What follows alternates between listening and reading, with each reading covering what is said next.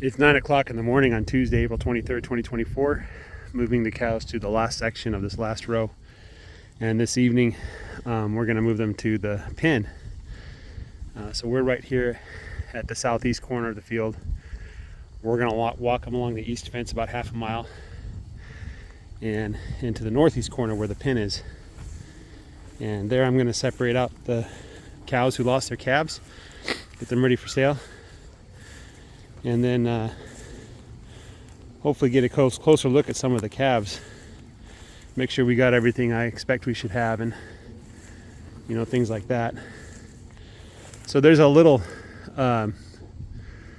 group of trees here, and in between these trees I saw some grass growing about 3 or 4 months ago, and I decided it was time to stop grazing the entire pasture, give that grass a chance to grow, and just keep the cows on hay. And my only regret last year is that I didn't have more hay. I would have fed them to hay until about the first or second week of April, maybe the third week of April, give the grass a little more chance to grow.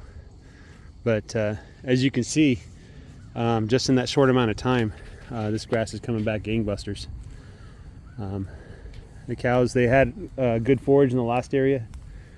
There's a lot of grass left behind, which I'm perfectly fine leaving grass behind, especially for this pass. I just wanted to touch everything.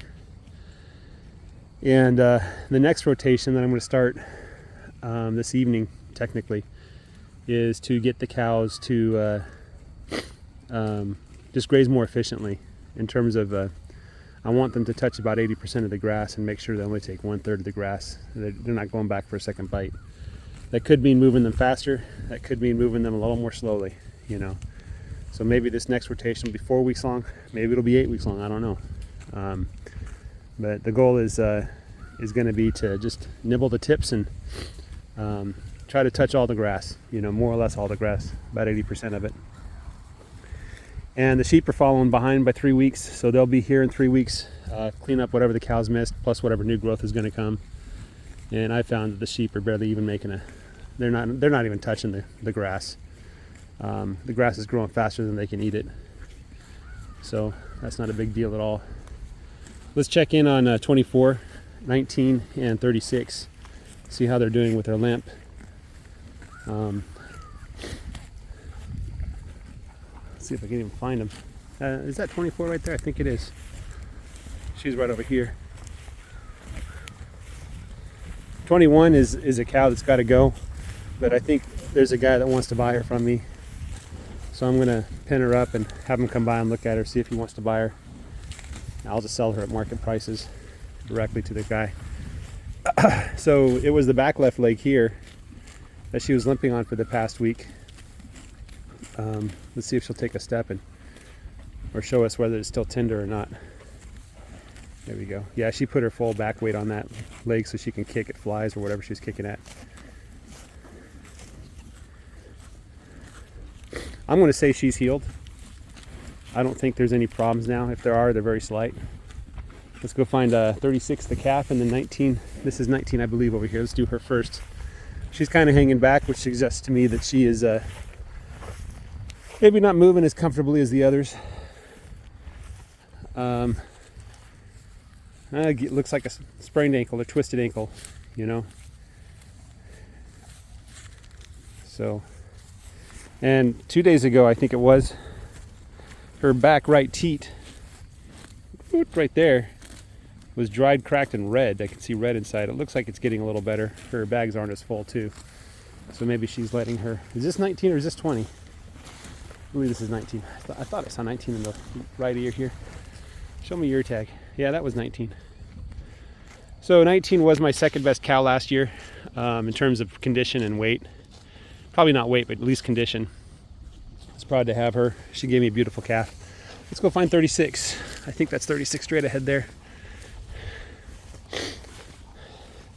I'm seeing tons of different kinds of plants, what they call biodiversity.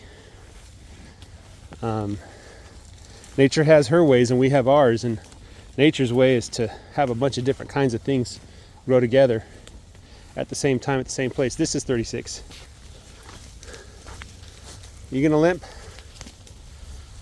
Let me get a little closer, put some pressure on you to move. It's still a little sore. It's still a little sore. So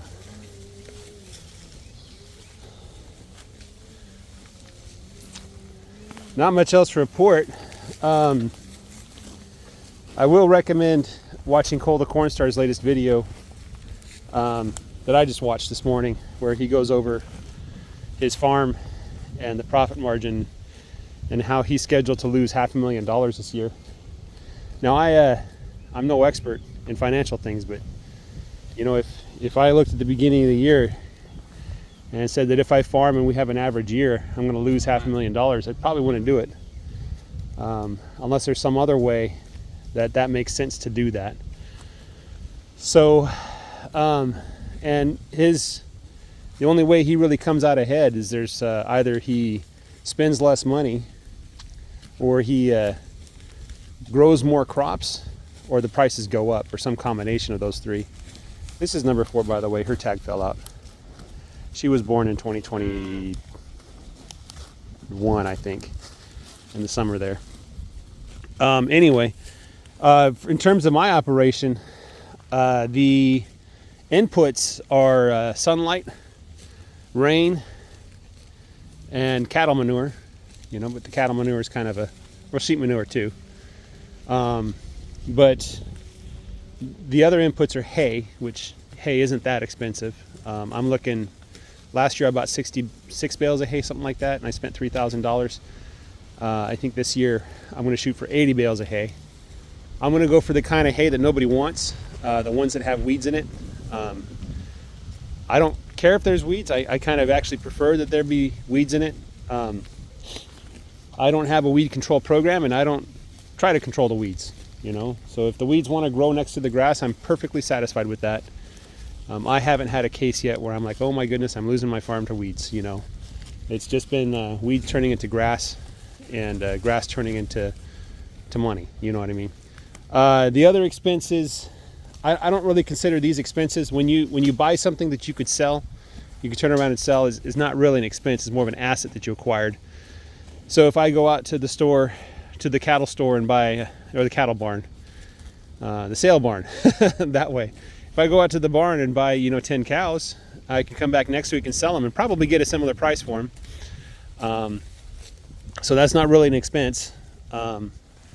Same kind of thing as if I bought, what's some other things that I can just turn around and sell if I needed to. Kind of in a way feed, Of course, the feed store doesn't want their feed back, but you can probably sell it to your neighbors. They'd probably want a discounted price for it, though.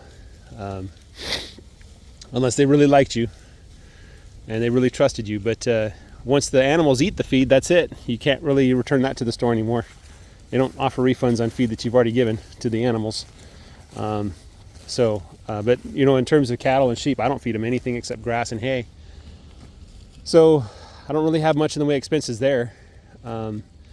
The other thing that is important is, how much grass can I grow in a year? And that determines how many animals I can have. And if I have more animals than grass, well, I'm just injuring my chances to have more animals in the future. If I have less animals than grass, that's not a big deal. The grass is going to grow and go back to the soil and grow more grass, even more grass next year. So the lease I have on my neighbor's property is not really a lease. He just lets me use it. I tried to explain to him that if we put a document together and I gave him $1, that it'll be a lot easier to go to the tax office and say this is tax exempt because it's being used for agriculture. But he didn't want any contract. He just wants to do a gentleman's handshake on it, and I'm like, I'm fine with that. I should probably give him some of the meat that I'm getting here from the cow that I bought from my neighbor and had butchered. I should probably do that. Thanks for letting me use your land. I hope I'm not ruining it for you. But all in all, the profit is not when you go to sell the animals. The profit is when animals are born, or when animals put on weight. So every pound that my animals put on, at least the calves, that's worth, like right now, about $2.50, $2, somewhere around there. So if I have 19 calves and they're putting on 2 pounds a day, right? That's what is that, like $76-$100 every day I'm making. And then I realize those profits, those gains, when I take the cattle or the calves to the market and sell them, right? So I get one paycheck, but every day that those calves put on weight is money in my pocket, at least assets, right? And so you do the math and you calculate everything, cancel out the zeros and all that kind of stuff. And so the total expenses is labor, moving the cattle every day, which, what is that, like an hour, 2 hours, times 365, so 700 hours of labor. Let's just say I don't even 1,000 hours of labor, so $20,000 and $20 an hour, right? And then the other cost is the hay, which, let's say $5,000 I spend on hay next year. And then I might have to rent a tractor. I might have to move the hay into position in the field. I'm going to buy a bale and grazer, but that's not that's not an expense, that's an asset. You can turn around and sell it. And then the profit, the income, comes from the sale of the calves, which, 19 calves times, let's say I get $600, $700 for them. My friend, he sold 3 calves recently, and he got $5,000 for those 3 calves. And he thought that there must have been a mistake. He said, I think I got somebody else's check because my calves are not worth that much. And they're like, nope, that's what they paid for them. That's what you get. You got to be happy with what you get. You can't complain. He's like, well, I'm complaining because that's too high of a price. He's kind of a special friend. He's not really in the cattle business for money, but he does real estate. And so he's looking at the real estate gains that he makes from his property as it sits around and does nothing. And he does cattle because he likes to do cattle, right? But, I take my calves to market. So let's say I get $800 a calf, right, at the end of the year. So 800 times 19, let's just do that, 800 times 20. Please don't hurt me. 800 times 20, what is that, $16,000? $16,000, right? So certainly the cattle don't pay for themselves in terms of labor, but I add in the sheep. And the sheep make about, 6 to 8 times as much money because of the number of sheep they produce. And right now I have 30-something ewes, and I plan to get 50 more ewes, up to 80 ewes. So each of those 80 ewes next year is going to give me, let's say, a lamb and a half, 1.5. So that's 120 lambs.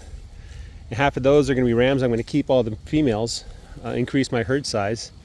So I'm going to bump up the herd size to 120 ewes for 2026. And what is that cow chewing on? Is that a bone or something? I'm afraid to go look.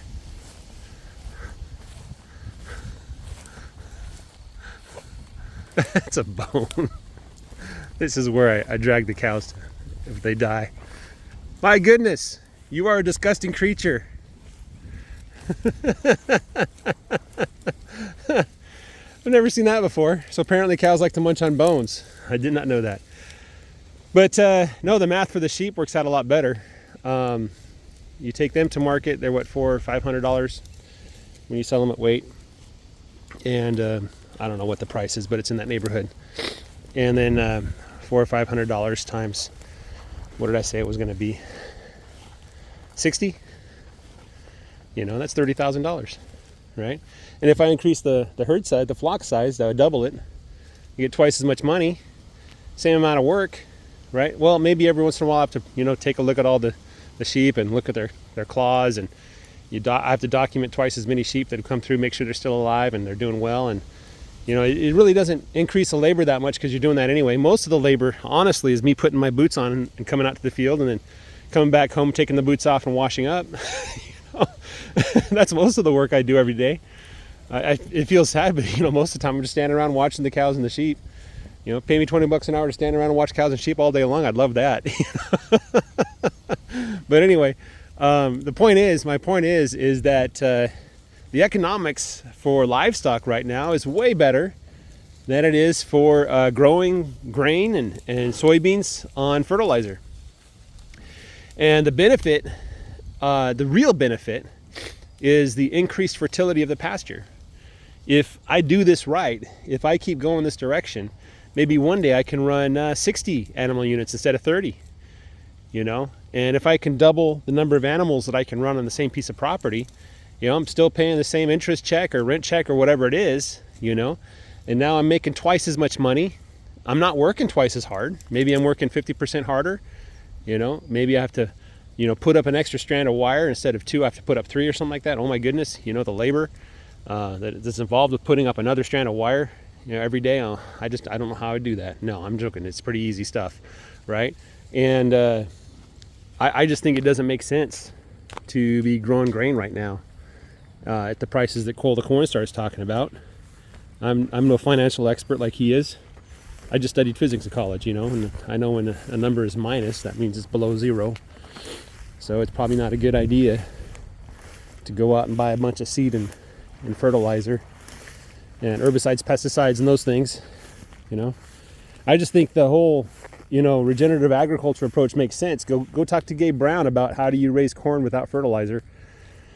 He'll tell you that you can invest in other things. You can increase the fertility of your soil. That's really what it's all about. If your soil's productive, if you don't have to feed it chemicals to keep it doing what it's supposed to be doing, if it does it all naturally, then you just take that money home and, feed it to your family, And I can't imagine a better experience for farm animals than to be put on fresh pasture every day or every couple days, live outdoors among their own kind, in nature. They don't have to deal with concrete on their hooves or anything like that. They get to eat whatever they want. There's so many different kinds of plants out here. They can just choose. And Greg Judy notices the cows, they'll take a bite of one thing and then a bite of another thing and then a bite of a third thing and then chew it up together. They make a salad in their own mouths, And cows are healthier for it. I'm not out here shooting antibiotics in all these cows. My doctoring is mostly just watch what happens. Hopefully it goes away. I have lost a couple cows. It happens. Don't know the entirely reason. The second cow that died, I looked at her teeth, and her teeth were just little tiny buttons, smaller than my pinky fingernail. So I imagine she just got old. It was her time. She's got to a point where eating was too much of a chore, And so she just said, I'm done. Stopped eating, lay down, and died. What better way for a cow to go than that? I can't imagine. A cow reaching the end of his life and just laying down in the pasture that she's been on her whole life and going back to sleep. That's all I can imagine of the perfect cow life. Or either that or quickly dispatched in a slaughterhouse. 1, 2, 3, it's over. Instant death, no pain. So yeah, it's a pretty good life out here. Get my sheep numbers up. I'll be making a lot of money doing this. Not a lot of investment. Hopefully other people can find this kind of lifestyle too. I think if we could all, the question sometimes is, can we all do this and make a working economy? Or can a large number of us do this? I think the answer is yes. I think that, I would just love it if agriculture in America were focused on soil health and productivity and not on funding the chemical and medical industry, but just letting nature do her thing. I think that's a wonderful idea. And I think people should be eating this stuff too. I don't think you have to pay. The beautiful part is because the costs are so low and the inputs are basically free, except the hay. But even the hay, really what I'm paying for is some guy to run a tractor and keep that tractor running. Of course he makes a little bit of money off of it, but that's really what it is. Anyway, our food will be better, maybe even a little cheaper. I don't know, maybe 20 years from now they'll say, well, everybody's doing regenerative now, you can't make money doing it because the price of cattle and sheep have gone down. Now you're only getting $1 per pound instead of $2.50 or $5 or whatever it was. And then people are like, well, it doesn't make sense to do regenerative agriculture anymore because what are they going to switch to? What's the alternative? What's the better system? Is there a better way to raise cattle for even cheaper than free sunshine and rain? I can't think of a way, right? That's basically rock bottom. You can't get lower prices than that. Then you're just talking about what are people willing to do for money? How much labor are they willing to put in for the money they get? you know. And I think the economics of this too just works out, that those people who, you know, spend a little time studying and thinking and experimenting are going to come out on top, and those who just mindlessly go about their tasks are not. You know, you get rewarded for diligent and intelligent effort. That's what I think is going to happen. Anyway, guys, have a great day. Take care. Bye-bye.